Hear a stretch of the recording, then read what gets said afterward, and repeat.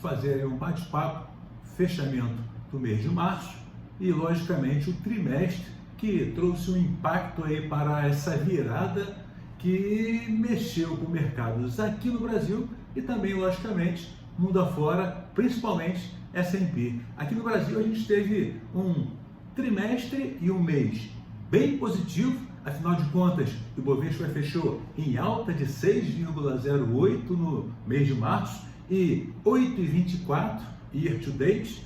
E lá fora, S&P basicamente devolveu toda a alta e ainda ficou devendo. Isso aí, praticamente 6% de queda para o S&P, e quando você vai observar o trimestre, foi desde 2009 o pior trimestre que tivemos do S&P. Mas Fabão, o que aconteceu?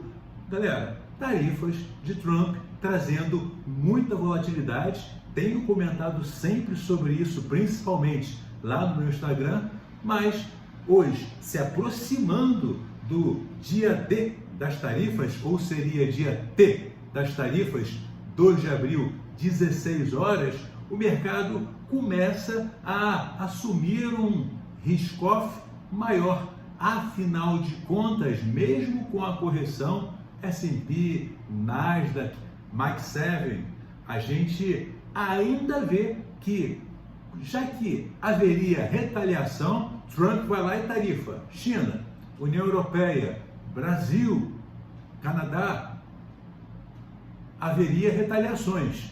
Com isso, logicamente, aumento daqui, eu aumento de volta de cá. Em tese, a gente deve ter uma pressão inflacionária maior lá nos Estados Unidos, que não é, logicamente, o que o Fed quer.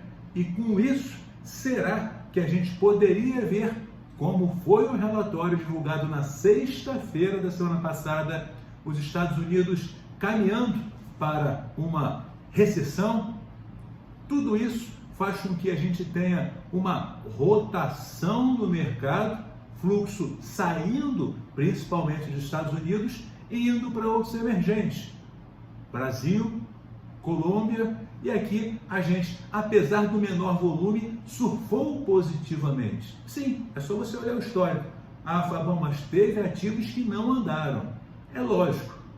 Entretanto, contudo, todavia, quando você pega na média, você teve ali o ICOM, índice de consumo, que subiu, e subiu bem nesse mês principalmente, amparados ali por empresas como Magazine Luiza, Casas Bahia, Lojas Renner e outros ativos sensíveis a juros, já que o mercado começa a precificar também que talvez tenhamos chegar, conforme o Galípolo comentou em seu relatório RPM semana passada, talvez estejamos numa situação confortável de aperto monetário, ou seja, chegamos ao topo do que ele acha justo.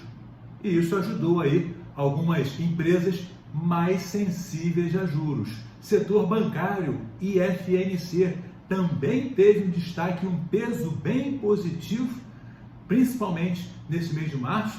Destaco aí para vocês Bradesco, que saiu do limbo ali próximo a R$11 e chegou ali a 13 uns quebradinhos, alta de 12, 13% nesse mês. E logicamente não tem como não comentar Itaú, BPAC, BTG, que foram os destaques dessa temporada de balanço, segundo um reporte, com melhores resultados e melhores margens. Agora, o que muita gente não estava observando foi o setor de fundos imobiliários, que estava largado no finalzinho do ano passado, largado no início do ano, e o IFIX também deu uma bela de uma espichada, um spike, recuperou bem, ainda tem muito fundo imobiliário para trás, mas o cenário começa a dar uma leve melhorada. Aqui no Brasil, nós tivemos alguns ativos, como JBS, que andou significativamente,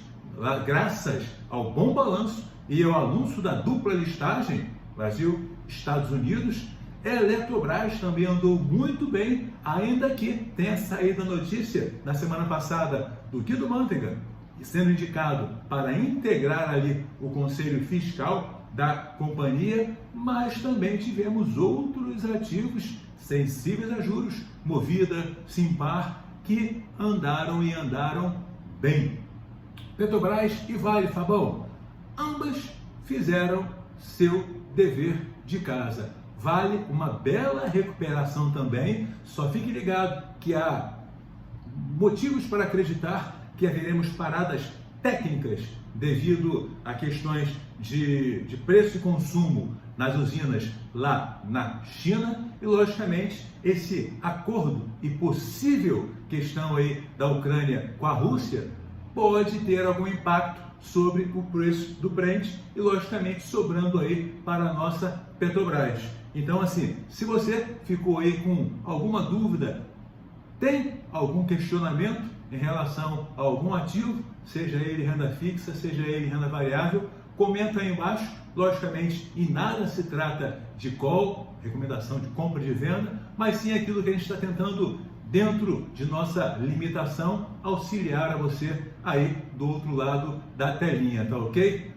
Põe aqui embaixo, comenta pra gente, compartilha, é lógico, e até o próximo